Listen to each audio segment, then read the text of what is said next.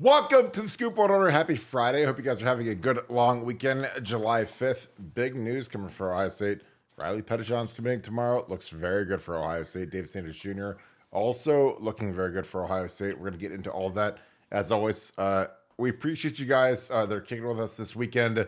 Again, we are working on the extended weekend. We appreciate you guys. If you guys enjoy this content, please leave us a like. Click subscribe. Also click that little alert bell. If you guys want to do something ultra special for us, get on your iPhone, subscribe to Apple Podcasts, Buckeye Scoop. Those are huge for us. We are growing that like crazy right now. So thank you for all of you that have been following us. And those of you who haven't, keep doing that. Even if you guys enjoy the YouTube content, toss it on there. It's really helpful for us. And we appreciate you guys as always. This will be a huge show tonight because you guys make it one. So thank you for all of that. Shout out where you guys are watching from. Shout out who you guys are watching with. And also shout out, what are you guys up to this weekend? This is a glorious 4-day weekend, essentially, with a July 4th holiday on a Thursday, Friday, Saturday, Sunday. So we will be going each and every night around 7 o'clock. So we appreciate you guys kicking it with us, as always. So let us know what your plans are in the comments. Again, that's a nice, easy layup for you guys that want to help us out. Again, the likes are huge for the algorithm. Commenting during the chat and commenting after the video is over and writing just in the YouTube comments is huge for us. So we appreciate everything that you guys write. We're very thankful for that. So thank you for all of that. With that being said, Nevada, Riley Pettijohn, David Sanders Jr. The Corey Moore thing was a clown car last night. And again, I'm not trying to dog the kid out, but that commitment video is probably the worst in the history of commitments. We're at right now with Ohio State recruiting. I know a lot of people are, I guess, disappointed. Number one class in the country right now, 5-star quarterback, 5-star tackle, a lot of 5 D linemen committed.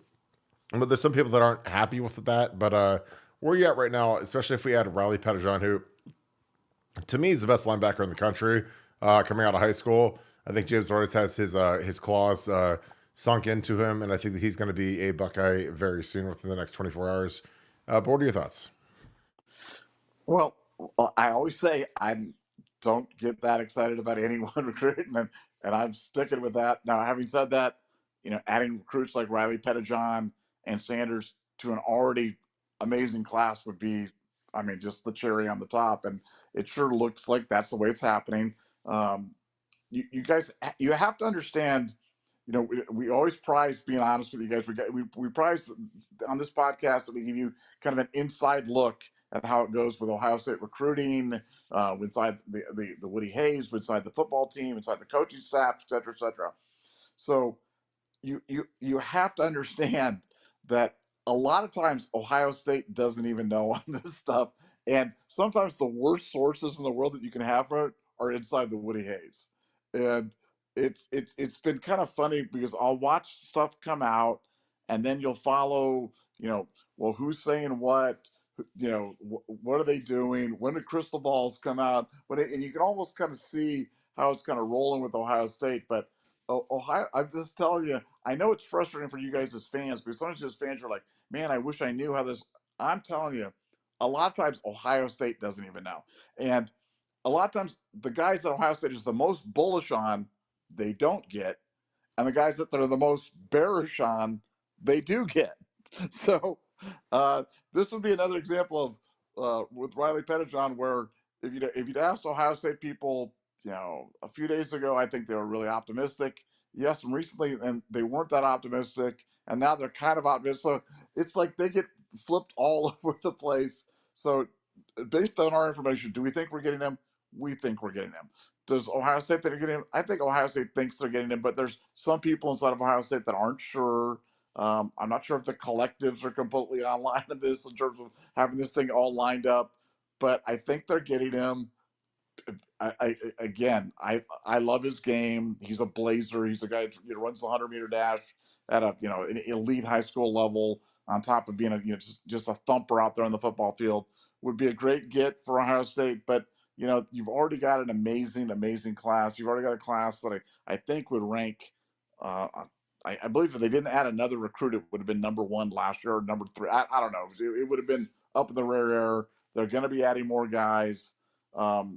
frankly, the player that Ohio State is the most confident on, the most confident. This goes from staff to collective to support people to insiders, is David Sanders. That's the guy that they're the most confident on right now. Now, that could be the kiss of death. You and I laugh about that all the time. That could be the kiss of death. But that is the guy that they seem to feel like they've got on lockdown. Probably we've talked about more than anybody in this recruiting cycle, but they feel like they've got him on lockdown. But it seems like I think they've got Riley Pettijohn on lockdown as well. So that would be two great adds to an already unbelievable class. And right with Pettijohn, that could happen. Yeah, that's supposed to happen tomorrow. So we'll all be stay tuned, and hopefully it won't be as cringy as the Decorian Moore video. Though I believe that he has set the bar so impossibly high that I don't think anybody is going to top that one anytime. So I think we'll be talking about that one for years to come. In the chat, in the comments, how many people watched the Riley Pettijohn commitment video? Because again, I was sitting here editing the podcast from yesterday. You said Pettijohn. You mean Decorian Moore? Yeah, I mean, excuse me. Yeah, I appreciate you, Nevada, for correcting me. Decorian Moore's commitment video. It was I think it was at 9 Eastern time. And he was home in Duncanville, and it was like 40 questions in a row with him and his mom, and it was just like, why do you like to play football?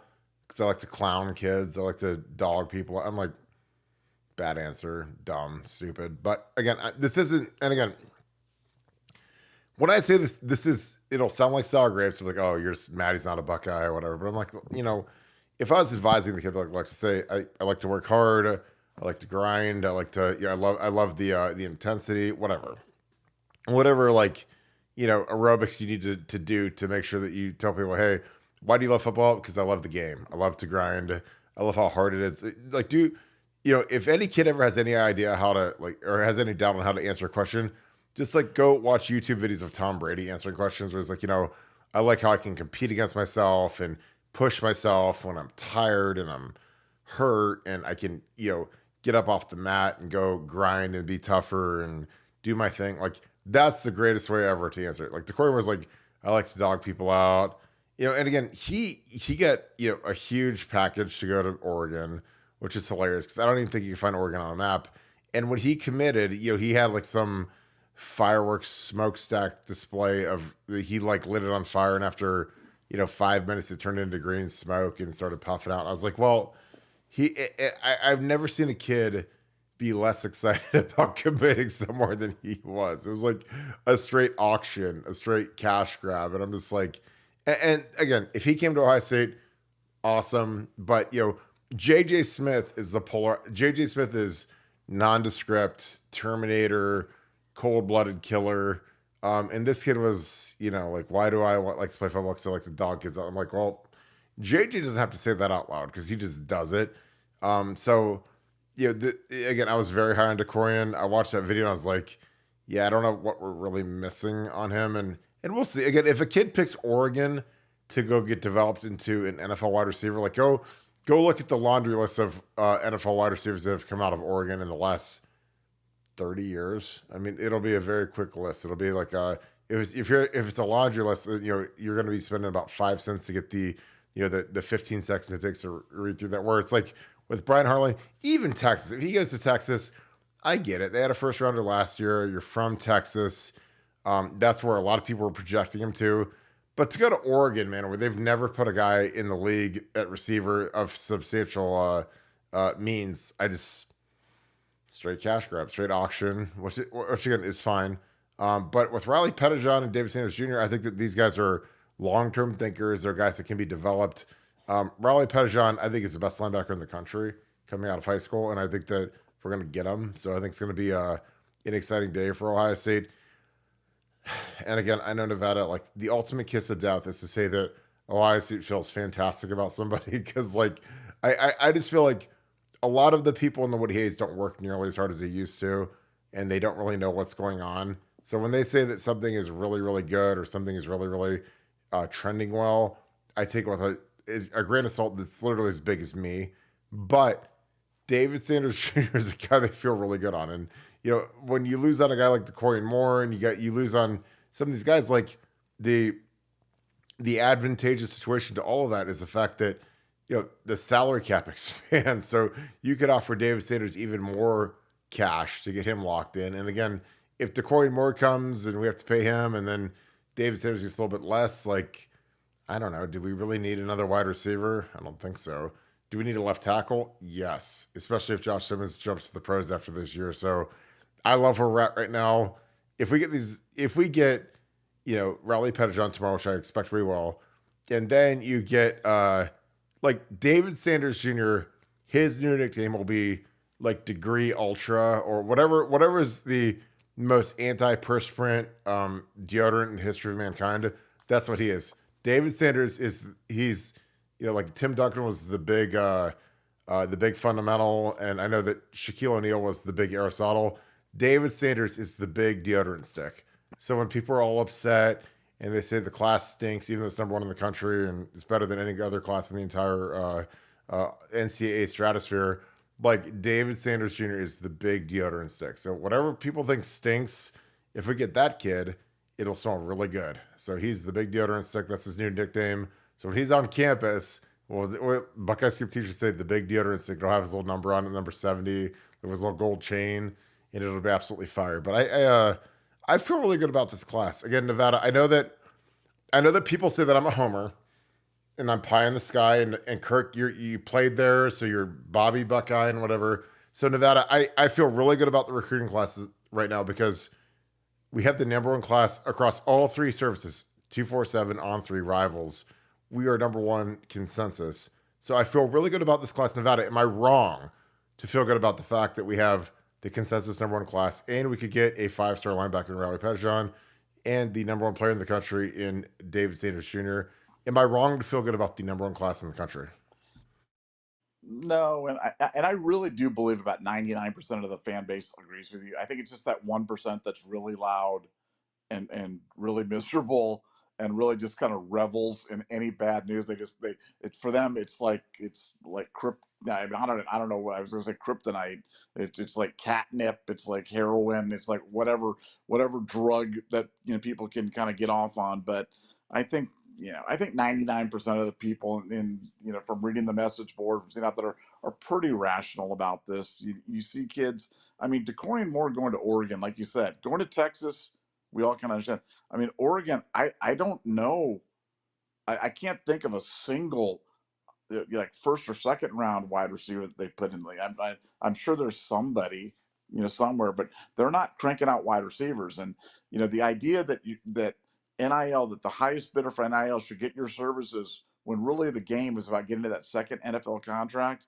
Boy, I think that's some short term thinking right there. And it wasn't like Oregon was offering him $1 million and Ohio State was offering him nothing. I mean, he was going to get paid wherever he was going to go, and so to risk the future on that, man, I don't. I like I said, if he'd have gone to Texas, I don't. How can you make that argument? Because Texas has sent guys as recently as last year. You've got Arch Manning in there. I mean, I just don't have any idea how Oregon's selling that to him, other than the obvious thing of mega bucks and Nike and Phil Knight and a big NIL deal. But I really think that is dumb thinking right there. And I understand a lot of things, but I don't understand that at all. So sometimes these things work out the way that they're supposed to. And you know if we get Riley Pettijohn and we get Dave Sanders, I mean, like, it's only 1% of the people that are upset. I think the other 99% are already happy. They'll be happier tomorrow, and then the David Sanders thing, we'll all party together and we'll all sing "Kumbaya." Um, but it's been a great class. It's a great class. Now, can they keep it together? If you have 4 or 5 decommits, then maybe you have a different discussion about the class. But I don't see that. I haven't heard rumblings about that. We stay on this stuff pretty tightly. So I think that I think the class is pretty solid to Ohio State, and the dream off season continues, and I think it's just going to get better tomorrow with the Riley Pettijohn commitment. It seems like all the crystal balls are flowing that way. All the insiders are flowing that way. All those schools are kind of raising the white flag.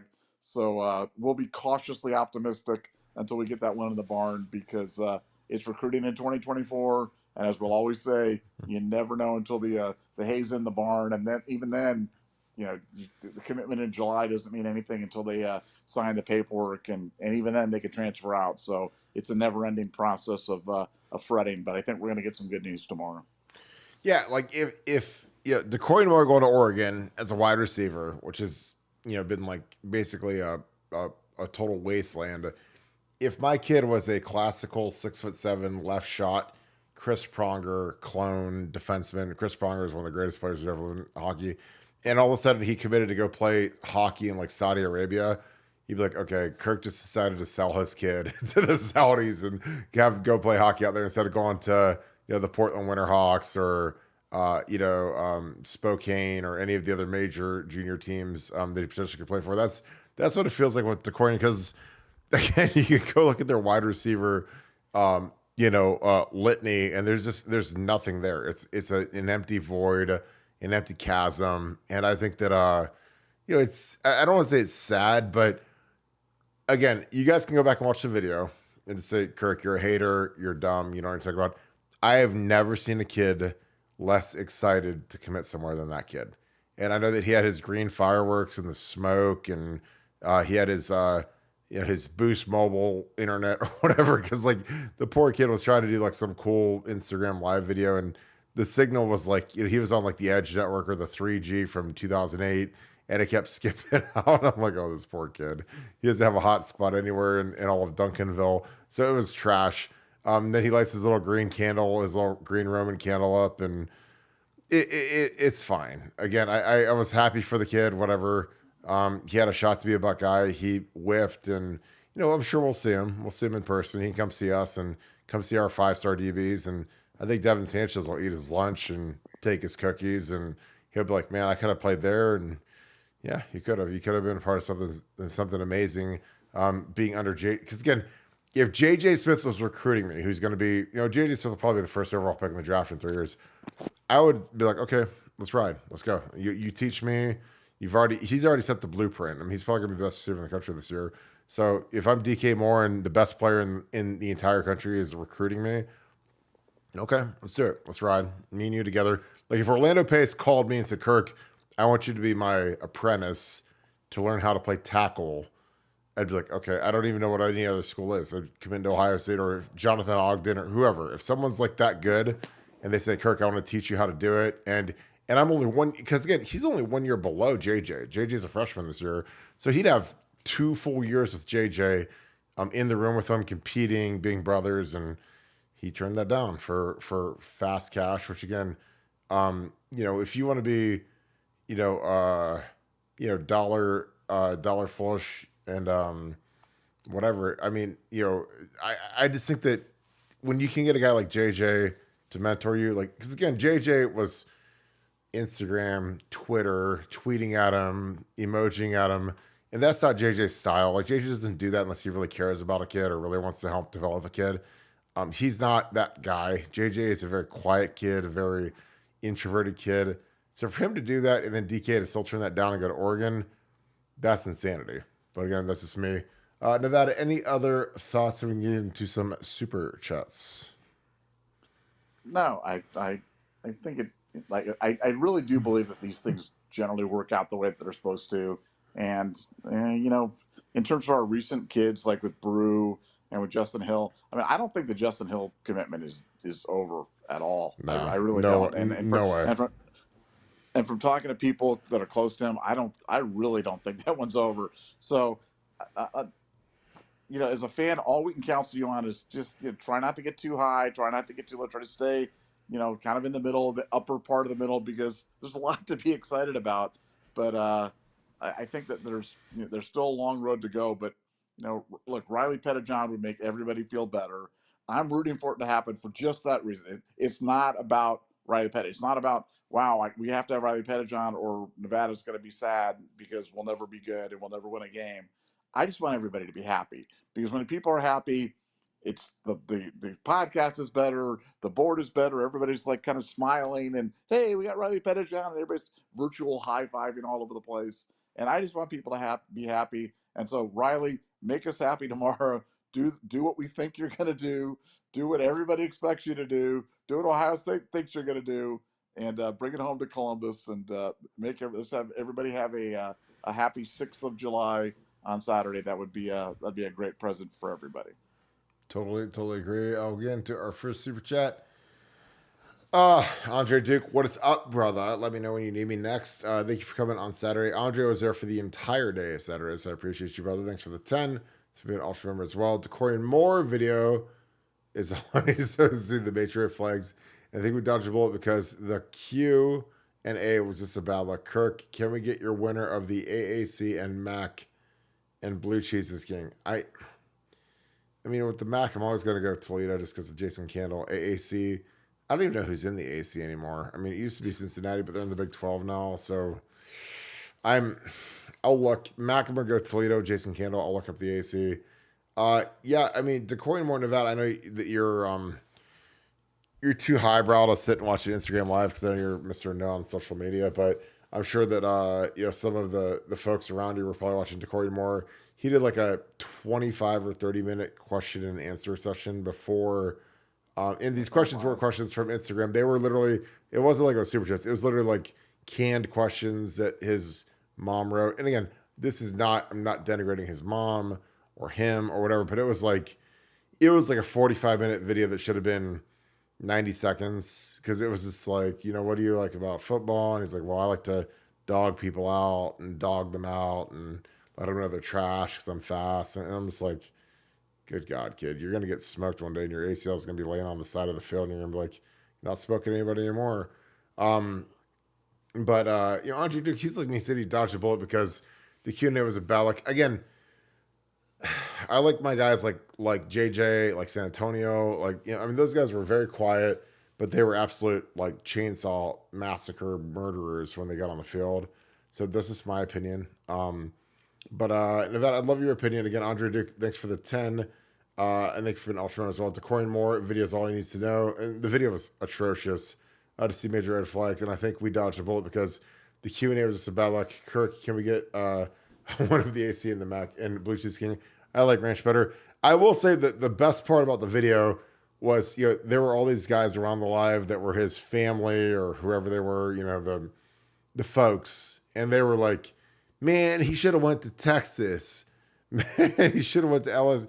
He should have went to LSU. He's like, they'll throw up the L. Like, I mean, it was so impossibly bad because, all the people there were like kind of, I think everyone there was shocked that he picked Oregon. If he had picked Texas, I think it would have been probably 65% of the crowd would have been for that.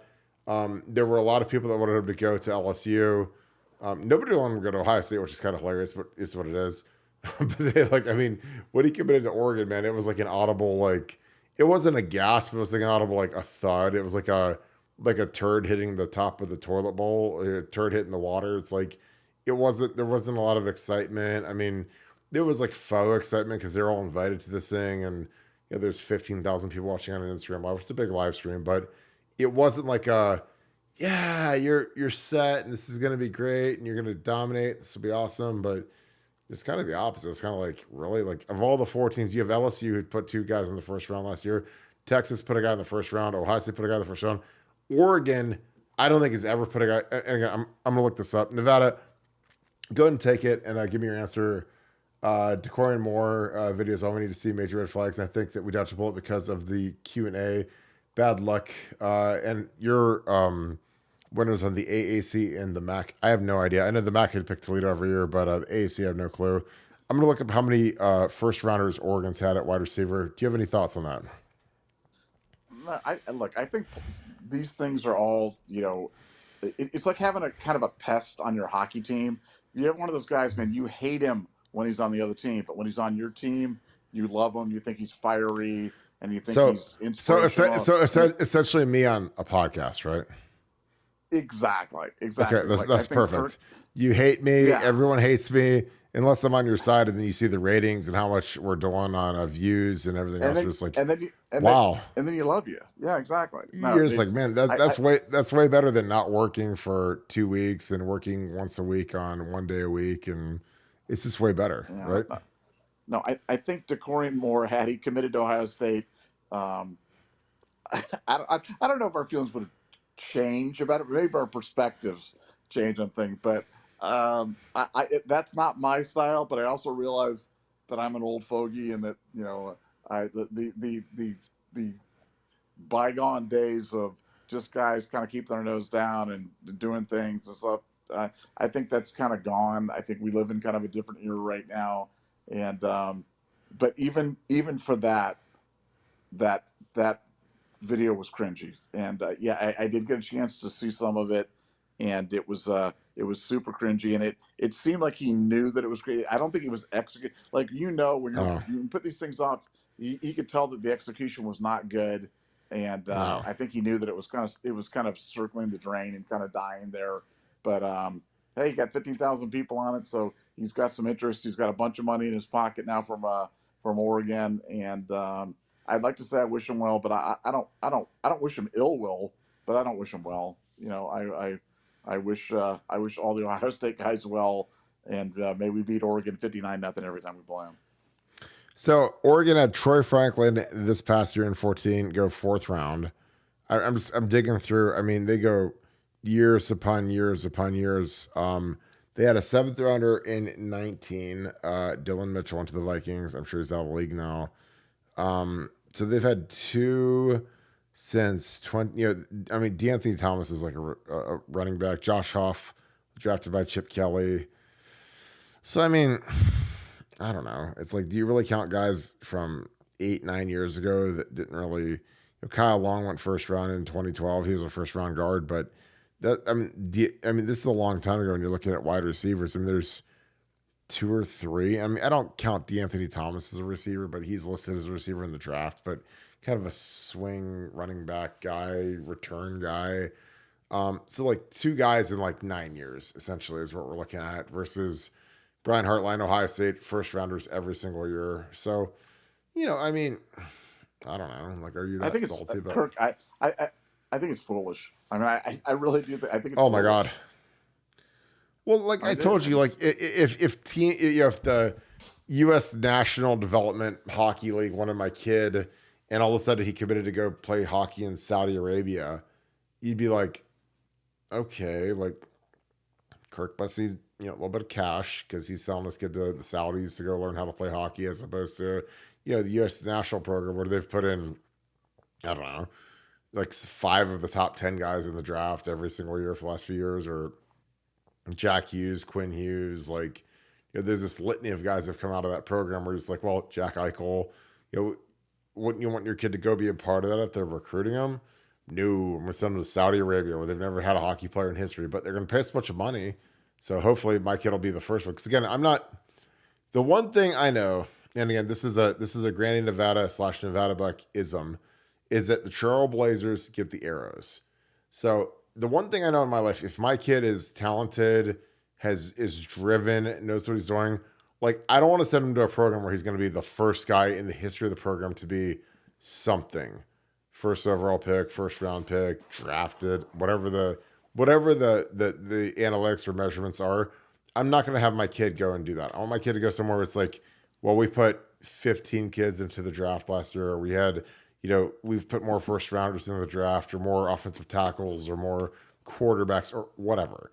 Because again, it's just way easier to recruit. Like if I'm Ryan Day and I'm Chip Kelly, I'm like, look at the guys we've put in the league. We've put Dwayne Haskins, Justin Fields, CJ Stroud, whoever into the league, and they've been very successful. They've done great work. They've jumped in. They've been ready to go, and that's where I'm kind of at. Like I'm not going to send my kid to some school where it's like, well, they've never done it, and that's like Oregon.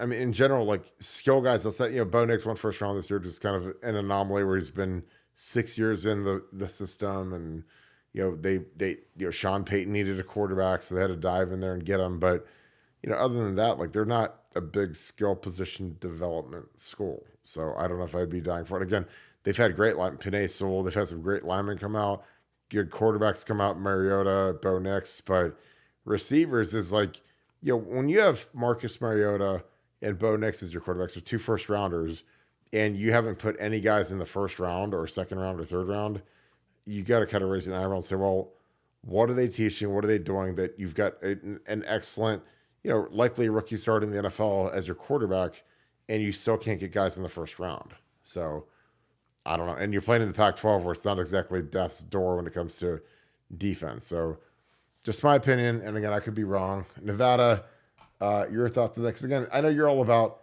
making sure you put people in the right situations and the right formats and whatever. What are your thoughts on that? Yeah, well, I just think that it's all about short-term money versus long-term money, and unfortunately, I think that's kind of where we are as a society. And a lot of people are looking at it that way, and I think it's hard for them. Looking towards the hard work, looking towards the long term is difficult for a lot of folks. But look, math is undefeated, and right now, if you're a wide receiver and you pick Oregon. I mean, again, pick Texas, pick LSU, pick Ohio State, pick USC. I really do understand those things, but picking Oregon, Yeah. um, I think I think you're fighting the math on that, and that's how they built Las Vegas. Was a lot of people that fight the math, and that's why they build all those big casinos.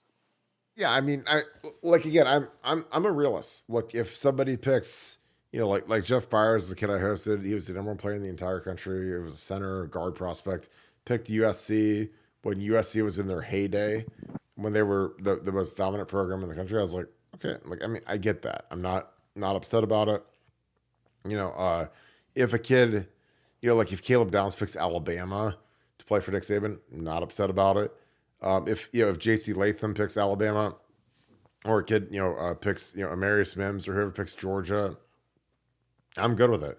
But if someone like just takes some random like offer and commits to it, I'm not quite as sold, because again, I think the development is key, and I think that it really depends on who's around these kids. Like when you've got good, these kids are all the same agents, and they all know athletes first and CAA and clutch sports and the rest. So if someone does something crazy and say, hey, you're getting this guaranteed money, and again, it's easy for me to sit here. I'm not getting the check. I know exactly what the Corn's getting, so it's a lot of money.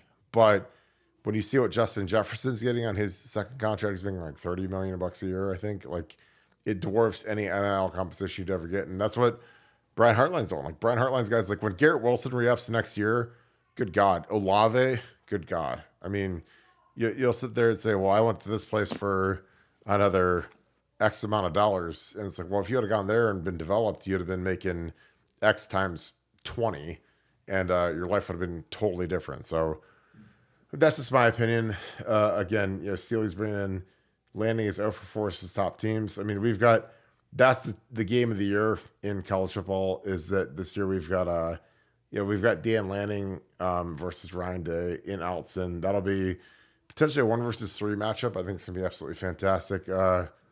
Nevada, where are you at with that? I mean, again, the best part about this season is we can lose to Oregon and still make the playoffs, but where are you at with Ohio State, Oregon at this point? Because there's a lot of things that happen, injuries, whatever. But I feel like that's the game of the year. What are your thoughts? Look, I think Oregon's going to be really talented. I think the question's going to be at quarterback, because Bo Nix was really, really, really efficient last year in his 97th college season or whatever it was. And I know they got Dylan Gabriel. They've got a great transfer in there, but will he be as good as Bo Nix? And defensively, they really struggled last year. I mean, they lost twice to that Washington team that really wasn't very. I mean, Washington legitimately should have had 6 losses last year. 6 losses. I mean, there was a game I think we talked about on the podcast where they were down 3. The other team was throwing into the end zone. The referee called pass interference. They show the thing. They show the guy grabbing the receiver. I think it was Arizona State, around the thing, like dragging him down to the ground. And then they picked up the flag. And then on the next play, with like 2 minutes to go, they threw a pick 6. So it was like the most miraculous one. And Washington never should have been in the playoff, never should have been in the final game. They had like literally like 5 or 6 games like that. And yet they ran Oregon twice. So, yeah, I think it's going to be a great challenge for us. I think it's the biggest game in Alton Stadium history. I think it's going to be a welcome to the Big Ten game for them. But man, Ohio State is good. I mean, Ohio State is so good this year. It's going to take a mighty effort to beat. It's going to take a lot of bad luck and a lot of things going wrong at the same time to beat Ohio State, and I'm not sure we're going to do that. I'm there too. I mean, it's going to be, Ohio State's defense is going to travel really well on the road. This is for some of those guys. Oh boy, here we go. Here we go. All right, I'm tossing this on here because this is from somebody that we know. Nevada. This is great. The Foundation is on our chat. He said we got some good news coming. No worries on the NIL front. Is that good? I think it's pretty good. I'm kind of excited about that. But what are your thoughts? I mean, it's not bad, but I mean, I don't know. Look, I'm a big fan of the Foundation. I'm so glad that they've done what they've done. They are not a perfect barometer of where these kids are going, let me tell you. But I'm certainly glad that sounds positive. Anything to positive is good. I'm all about it. And there's no reason to be negative. There's no reason to be negative about Pettijohn. There's no need to be negative about Sanders. There's no need to be negative about this recruiting class, about this upcoming season, about this staff. There's very few things. I mean, we missed on a few recruits, and that always makes me sad, but we're going to be fine. And I think we're going to be even finer tomorrow when Riley Pettijohn commits to Ohio State. And thank you, the Foundation, for all you do. Nevada, like if we get Pettijohn and if we get the guys that we need, we get Pettijohn, we get Sanders Jr., how good is this class? I mean, best class in college football history. I mean, it's right up. I mean, I don't know what type of superlatives people want. Just look at it. Just look at the numbers. Look at the quality. Look at the depth. Look at the balance. I mean, it would be right up there with the greatest classes in the history of college. Certainly the greatest class on paper in Ohio State history, and would rival any of the great classes that have ever been brought in anywhere. That's how good it would be. I think it's the best class in history. It's not even close. 2 5-star tackles, 5-star quarterback, 5 D-line commitments, 2 5-star corners. I mean, I don't know what can touch that. I haven't seen one yet. But again, I'm a big guy that believes in, you really have to evaluate these classes once they're gone. 3, 4, 5 years down the road, once they're out of the nest. How many guys transfer out? How many guys leave early? Where do they go when they leave early? Some guys leave early and they don't get drafted. Some guys go top 5, top 10. My class on paper did not look great, but we had Dante Whitner went top 10. We had Gonzo go first round. We had Ashton go, top 3 rounds, and it wasn't that bad. A lot of big draft picks. I mean, David Patterson was a very serviceable, very, very good player. Didn't get drafted. Kind of surprising. Was injured. I was a late guy, 7th round guy. And then we had a lot of guys at the top that stunk. Luis Irizarry, Brandon Maupin, Reggie Smith, who was a good friend of mine. They just, they cashed out. They didn't make it very long. Lewis was the guy, which I was talking about yesterday. It's like, it's funny. If you look at the guys that have gotten the big NIL deals in my class, if you could go back in time and NIL was a thing in 2003, like Lewis would have gotten a huge deal. Darius Hiley would have gotten a huge deal. Obviously, Dante Whitner gotten a huge deal. Trying to think, Ira Guilford was like a 3 or 4-star running back from Jersey, just kind of a guy. I was the only lineman. Tight end, we had Marcel Frost, probably medium. He was a late draft or a late guy. Brandon Maupin, medium, probably NIL deal. Sheon Cotton, medium NIL deal. Kurt Lukens, probably no NIL deal just because from Canton. But Dante, Darius, and Luis Irizarry have been huge NIL guys. And Dante's the only guy that did anything. Dante played well. He was fantastic, great, strong. Probably for my money. And again, I'll get chastised for this. I think he's the best strong safety in Ohio State history. People can kill me. I don't care. He went 8th overall in the draft, ran a 4.340, could demolish bubble screens. I wish we had him against Florida in 06, but we didn't. So I'll take Dante over any strong safety in school history. But again, that's just me being, me and seeing it with my eyes and seeing we've had, Malik Hooker is more of a free safety, Jordan Fuller free safety, Von Bell strong, but I'd take Dante over Von any day of the week. Doss, who is a fantastic 3-time All-American, I'd take Dante because he's so much quicker and so much faster than Mike was. Instinctually, nobody tops Killer Mike, but I mean, even he would say Dante's a different level than he was, and that's why Dante went top 10 and Mike went first 2-3 rounds or whatever. I think he went second round. So just my opinion. Nevada, any thoughts of that? Getting down to Jack Tatum slander. You're slandering Jack Tatum. I mean, was he a corner in Ohio State, or was he a strong safety, or was he a corner? He was a safety. His whole career. Pretty sure. I mean, I don't know his whole career. I mean, he's like that's kind of like the whole thing about like Babe Ruth, and did he ever play like center field and like did he ever pitch? But I mean, like those guys played like. But I mean, Tatum was a safety. Well, I mean, I know he was in the NFL. Obviously, I thought he was a corner at Ohio State. So, I'm not slandering Jack Tatum, who's my favorite player of all time. So, but I assumed that he was a corner. Now you're slandering Orlando Pace, who was your former favorite player of all time. Yeah, I mean, Tatum used to tell. I mean, I can't say what Tatum used to say to us before the Michigan game because we'd ended up demonetized, and you'd probably end up suing me because we got demonetized for me swearing on the podcast. You say, Kirk, you need to lose everything that you have because you demonetize us for saying the F word. Like Jack Tatum would say the F word about 75 times, and it was absolutely amazing. But did anybody ever look? Did anybody ever look more menacing on a football field than Jack Tatum? Like no, he was the GOAT. And I'm telling you, I worked with a guy who I love to death, Neil Shapiro, who worked at Reichert, and he was literally best friends with Tatum in college. So they used to go out, and Neil, little tiny guy from Bexley, little tiny 140-pound guy, and he'd walk out with Jack Tatum, and he's like, Jack Tatum looked like, like King Kong, because he was like built like just a monster. And he said one guy messed with him one night, and him and Jack were, they were in all the different, fun things you could do in the 70s. And the guy messed with little Neil. Little Neil's this little guy, 132 pounds, probably 110 pounds, walking around. He's a little skinny guy. And some guy like tried to punk him and mess with him. And he said, Jack Tatum, the guy didn't know that Jack Tatum was his friend. So he's walking around with Jack Tatum, and this guy tried to try little Neil, and Jack Tatum knocked this guy out cold. And again, this is when life was amazing. Pre-social media, pre-internet, pre-cops trying to use you as a pelt of honor.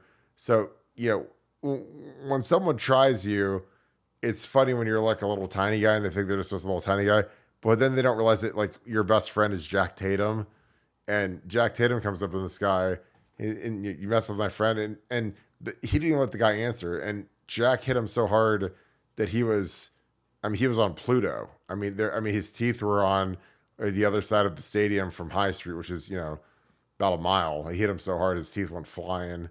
But that's like, I don't know. I love Jack Tatum.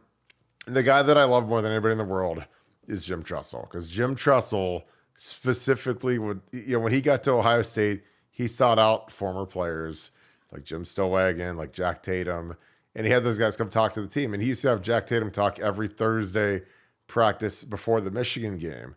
And he would say the F word probably 65 times in like 80 seconds. And it was like, I was like, he is like my favorite player of all time, easily. The assassin. And I used to be, he was kind of up the creek. He had diabetes real bad, lost his legs, the whole 9 yards. But what a monster, what a great player. Him and Jim Stillwagon, God rest both their souls, were and John Hicks. I mean, those three guys were just exceptionally nasty, exceptionally tough. And again, like when you get around those guys and you get to go out with them, and John Hicks wore my number, so I used to go to lunch with them every week and hear about kind of the old man, Woody Hayes, and hear kind of how it used to be and how it should be, frankly. Because again, if Ohio State's not tough, we have no business being in business. I mean, when we try to be Chuck and Duck and soft as Charmin and whatever, like that's not the Ohio State brand of football. But when we're tough, we're very tough to beat. And with Urban in 14, real tough. Tressel in 02, real tough. And that's kind of where we're going to get back to. We're not a finesse state. We're not a finesse city. Not a finesse university. But when Woody had it cooking, it was like game over. Got another super chat, Nevada. Anything to say to that? No, I mean, Jack Tatum was. I loved Jack Tatum. I loved the Raiders back then during that era when they had Atkinson and Tatum, and yeah, I mean, it was just such a fun team to watch. But yeah, Tatum was the scariest guy ever, and I wonder about how many personal fouls, how many suspensions, how many things would he have in the modern game? It's yeah, he wouldn't have made it through 3 games in the modern game. He'd have been on Goodell's naughty list, and yeah, he kind of defined that era in terms of physical football, the way he played it, and yeah, he was a mean sob, that's for sure. I mean, he was. I mean, he would have been thrown in prison today. I mean, that was his mentality because he really didn't care. I mean, again, that's why he was awesome. Like, I mean, he was one of the guys that just, I don't care. I mean, he's kind of like an early in time Rodney Harrison, where he just was like, I'm going to play physical. I'm going to play tough. If it intimidates people, so be it. Tell them to go cry to their mamas, and that's where he was. Joe, thank you for the 5. Appreciate you, my friend. Buckeye Scoop podcast is massive. Thank you. Appreciate you, brother, as always. Brew, Hill, and more. Lost, not great, but not the end of the world. Losing McNutt, legacy, and number safety, that hurts. I mean, we've got a lot of good DBs committed, so it's not the end of the world. Again, Richard McNutt is one of the great Buckeyes, one of the greatest people I've been around. I've known him since he has been coaching at Northern Illinois, NC State. He's at Tennessee State now with Eddie. He's a great person. It'll be interesting if he goes to Oregon, which I think that's the chalk right now is he's going to go to Oregon. But that being said, the day is long. I mean, guys, come on. It's July 5th. They sign in mid-December. A lot of things. I mean, if Oregon spits a bit and they stink on defense, or Alabama spits a bit and they stink on defense, like, I know one team that's not going to stink on defense, the Ohio State University, because our defense is about to be the best in school history, in my opinion. We were number 2 in the nation last year. We have everybody back, and we had a Caleb Downs. So tell me if I'm wrong. And I think Cody Simon is going to have a monster year. First team All Big Ten, if not All American type year. Jack and JT want to go to the league. They want to get big time numbers in their sack totals. I think Ty Lake's the best defensive tackle in the country. So you tell me. A lot of guys got a lot to prove. A lot of these guys want to get their draft position to where they need to be. They're going to play hard. They're going to play well. So I think this will be the best defense in school history. And can Oregon stay the same, or Bama? We'll see. Nevada, Joe, again, thank you for the 5. Says Buckeye Scoop podcast is massive. Thank you. Losing Dorian, Brew, Justin Hill, and more. Decorian Moore, lost, not great. Not the end of the world. Losing Trey McNutt, a Buckeye legacy, number safety, that hurts. What are your thoughts? Yeah, it always hurts to lose, any in-state player for sure. Those, I I think when you look at them one by one, there's reasons for it, but it doesn't make it any better. But the trajectory of the defense is just so positive right now. I mean, you got to remember in Knowles' first year, he came in, they were giving up 22.8 points per game. Last year, we gave up 11. When he came in, they were giving up 5.33 yards per play.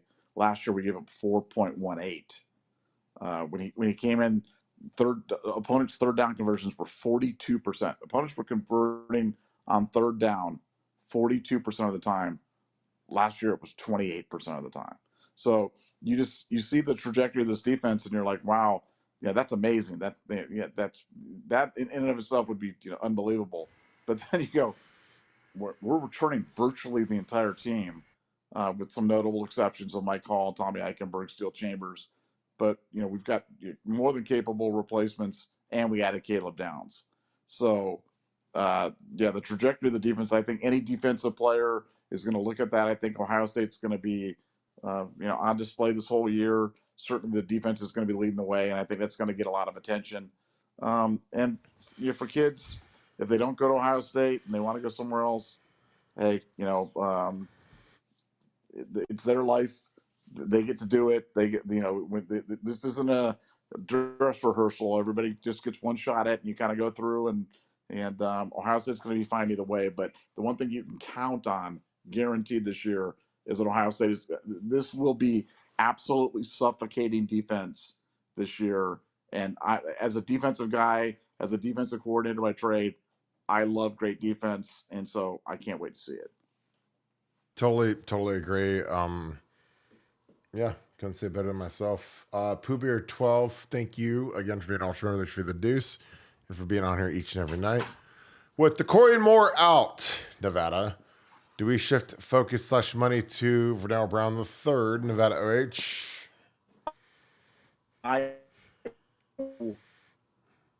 As an IO, is a little muffled and a little connection. Do you want me to do another OH? Nevada OH. Do it. Give me another OH. Nevada OH. Was that muffled? No, that second one was very good. The first one sounded like when E.T. dies in the movie, and they got the guys in the contaminant suits. That's what you sound like your E.T. when he's covered in contamination. So the second one was very good. I remember that. So very, very good. Okay, that made me cry. I remember when YouTube. Oh. I don't know. Except you, but no. You didn't even get the whole O out. You're just like It's like, you're like your fingers lighting up, and you're just laying there dying, and you can't get the O out, and then everybody in the chat just starts tearing up, and they go out and they buy the deluxe popcorn, and they put the peanut M&Ms and the goobers and the 5 squirts of the Exxon Valdez butter inside of it. Like that's where they were at that point. They're just like, oh, the ET. Fun movie factor. We're talking about ET. It's like they'd offered M&Ms to do the thing for ET, and they wouldn't do it. So they went to Reese's Pieces, and Reese's Pieces ended up selling like 800% more than they've ever sold before, all because of that movie. So a little fun fact. Is that the dumbest product placement faux pas of all time? Because again, until I watched that stupid movie, I never saw a Reese's Pieces in my life. I thought Reese's Cups, but like they put the Reese's Pieces down, and then he like comes waddling in there, and he was eating the Reese's Pieces, and I was like, that's genius. I mean, everyone in the world's gonna want to try those now because the dumb little fat alien was eating, and the little press credential. The press credentialed alien is sitting over there eating he's like, really good. Jerry, Imig, do you have a question for Ryan Day? Ryan, what is your favorite flavor at Starbucks? Your favorite mochaccino? It's like, call on ET. And he's got his little hat on, his little hat with a little flower in it. It's like, Ryan, what's your favorite mochaccino? Have you got on a date? Yes, I've got on a date. Oh my God, kill me now. The date night question was as bad as the DeCorian Moore video was. The date night commercial question was far worse. It was far more cringy. Have you ever gotten on a date? Have you ever gone on a date before? Well, I tried to. God. Ryan's like, oh, I tried to go on a date, but this job's hard and not a lot of dates to go around. So. Exactly. Go ahead, take it. I'm done. Back to the question. Look, that's been one of my thoughts because, one of the thoughts on this whole thing when they went to, I won't say developmental, but more the Ohio centric kid raw product that they offered as a wide receiver was that they were going all in on DeCorian Moore from an NIL standpoint. So when you don't get him, does it free it up to go after somebody else? I don't think that's crazy. I haven't heard that, but I don't think that's crazy talk. And I'm certainly going to be digging for the answer to that because I've always thought that they were going to pick one and go on. Well, they didn't get that one. Well, does that mean Vernell Brown? Does it mean Jamie French? Does that mean somebody else? I don't think that's crazy talk, and I think that's something we're going to keep a close eye monitoring. So you think we'll survive or not? I think we're going to survive. I think everything's going to be okay. I want you to stay strong because I know that this is really upsetting to you, and I want you to not be all depressed, be a sad panda because we didn't get to Corey Moore. I think we're still going to be okay. I don't know how I'm gonna survive this weekend, honestly. We I didn't get know, to I Corey know, Moore. I know. We have JJ Smith and Carnell Tate and Brandon Ennis and whoever we get in the portal and whoever else we get at wide receiver and the guys we have, and not to mention your 5-star that nobody talks about who wasn't here early, who's good. You know, Mylan Graham. Mylan Graham. We have Yeah. Mylan Graham. Nobody remembers him because he came in June instead of January. So I hope we'll be okay. You know, this is like me worrying about our wide receiver room. It's like me worrying about if Michael Rubin can afford to go to White Castle tonight after he had his white party last night. Like, I mean, I hope Michael Rubin can get DoorDash tonight with his $30 billion. I hope he can do that. I'll light a candle at church for him on Sunday, and I can't wait for it. Nevada, any final thoughts? And we will wrap this thing up for the weekend until tomorrow. We'll be ready to rock again. We are on Mary Riley Pettijohn Eve, and so we will. We're going to have the cutting of the Christmas goose and the airing of grievances tonight, and hopefully we get to open up our present tomorrow. Have a nice Riley Pettijohn thing, because I can't stand to see anybody else sad, and the fact that you would be even a sadder panda than you've been here in the last few days. That we can't have that. So I am drawing a line. It's kind of like in the movie 300, where it's like, this is where we hold them. This is where we stop. This is the line right here. Riley Pettijohn is the line. This is where we throw it down right now. They don't get through the gates, and we land Riley Pettijohn tomorrow, and then everybody's in wild rejoicing mood tomorrow because we got Riley Pettijohn For at least one day. For at least one day, exactly. Until the world is ending again. Right? Yeah, that will happen. That will happen at some point. The world, when McNutt commits to Oregon, then we'll be sad again. But at least we'll be happy for one day. So I've got, you know, like on Christmas trees, you either put up like an angel or a star on the top of your tree. I mean, do you do an angel or a star in Nevada? We do a star. Do you? Okay. So I've got a little angel, and I just ordered my newest angel. And I'm so excited about it. And I'm going to be so ready for it. And it's going to be something that I think is going to be absolutely fantastic for the Riley Pettijohn Derby. So I had Kim order it. I had little Kirky climb up on the ladder and post it. And it's going to be ready to go. So I got my little angel. And there it is. I'm going to put it right up on the tree. I got my James Laurinaitis in the Legion of Doom / it's Legion of Doom / Road Warriors. Because when they didn't release the name Road Warriors, they had to change it to Legion of Doom for the WWF. So that's my little angel, my little James Laurinaitis. When he had the ab roller with Austin Spittler on the BOSU ball, and was sitting in the cold tub every day, and he was rocked up. That's my little angel. It's gonna be on the tree tonight. So when I put the cookies and milk and the creatine out for Santa Claus to give us Riley Pettijohn tomorrow, he'll be ready to go. I think it's gonna be absolutely outstanding. Nevada, any final thoughts as we head off into the evening on this wonderful Friday? No, just everybody stay strong. Keep the faith. It's not always going to be this bad. These are dark times to be an Ohio State fan, but they're about to get better. I just want you to know there's it's like the movie The Poseidon Adventure. There's got to be a morning after. Remember that when they were singing that when they were on the boat? The boat flipped over. And they all went to the top of the thing, and then they tried to get. This is like to me. This is more like the 10 Commandments when they kill the firstborns. Like little green fog comes into the, all of Cairo and Egypt, and I didn't like those stories. I didn't like the. I didn't like the story where like God told Abraham to like sacrifice his son and stuff like that. I'm like, man, why? I don't want him to sacrifice his son. That'd be bad. I don't want him to die. I like where people live. Gene Hackman died in the Poseidon Adventure, like shutting off the air valve thing there, or the steam valve, really? So everybody else could live. Yeah, he did. Young Gene Hackman. He played a preacher, 1973. Great movie. If they said sacrifice a credentialed media member and he had to pay by the pound, like would we be able to get Riley Pettijohn tomorrow? No, that would flip that boat right over again, man. I'm telling you. We'd be at the bottom of the Dead Sea right now. Oh my Oh, we'd God. die. We'd be dead. This, We're all this dead. thing's gone off the reservation. We appreciate you guys as always. Thank you guys so much for all that you guys do. Can't wait to see you guys tomorrow night, 7 p.m. We'll celebrate the Riley Pettijohn signing. It'll be a good day for the Buckeyes. If you guys enjoy this content, please leave us a like.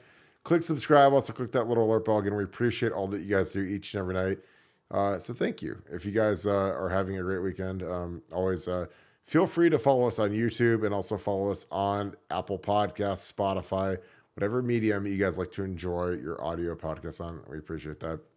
Again, I hope you guys have a great weekend. Be safe. Have a good time. A nice long weekend. And a big 5-star commitment coming tomorrow. So it'll be a very, very good day for the Buckeyes. So I appreciate you guys. Thank you so much, Buckeye Nation. Thank you, Scoop family. I will see you guys tomorrow night. Go Bucks.